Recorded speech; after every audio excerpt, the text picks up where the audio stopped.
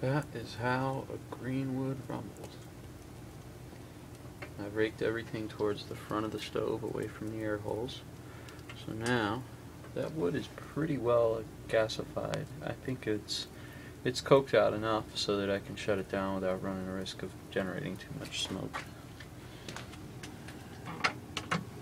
You always have to be careful when you close these doors because you can loosen the refractor inside. Now,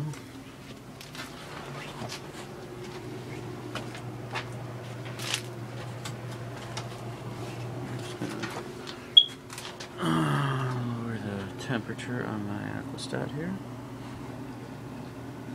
About 140 again. You see, you can't see it.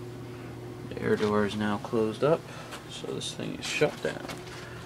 And of course, you can't see this either, I guess, but a little dark. Flue gas temperature around 250 degrees.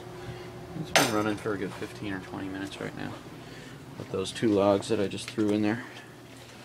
One of them is actually one of the ones that was in there before. It was actually a green log, so it wasn't really, it was burning very slowly, which is actually kind of desirable.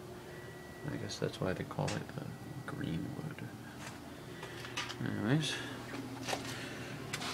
so I have a circulator running constantly here, running water from the Greenwood into my main boiler, backfed.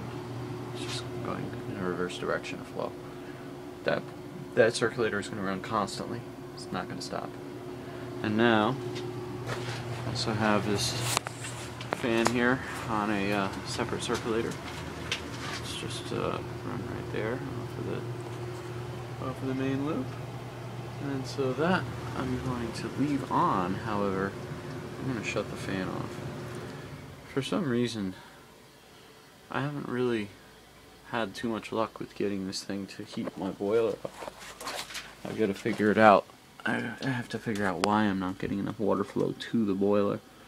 But right now, the heat exchanger on the Greenwood is pretty hot. Yet I'm at about 160 on here. Is that what I was at over here? No, I think it was a lot hotter. It's close to 190. That one's 180. So, assuming that these gauges are correct. I mean, I would think that this one is 180 because these two aquastats, this one's set to 180. Can't really make it out in there yet. And then this one is set to 200. The 180 is going to shut off that air door, even if there's a call for heat. It's going to shut off the air door. We don't want to get to the point where we're boiling water in this thing. It makes a lot of noise, and it ruins stuff. So, and it will boil water very quickly. So, what we're doing is we're shutting off the air door with this aquastat, and then this aquastat here will actually bypass any call for heat in the house and use the house as a thermal dump zone. So that if this thing, for some reason, the door gets jammed open or whatever, and it's sitting there creating all kinds of heat, it's going to pump out as much heat as it can by turning on the house circulator, getting rid of as much heat as possible. Yes, at the expense of comfort of the house, however, it's going to limit the damage from runaway in this boiler. So anyways, there we are. And the air motor on this, the air door motor, is a pretty sweet little unit. It's a Siemens unit. I don't have enough light back there for you to see it, but basically that little Siemens air motor is actually going to, it opens the air door when air is applied, or when power is applied, and when power is taken away, it's spring loaded and it closes it. Now this might puff out, but I'm not sure when the air hits it. Looks like it's pretty calm. So you see, the air's hitting it, it's not really doing much. And it's smoking a little bit, but not a terrible amount. So, that's about it. That's all I really needed to show you.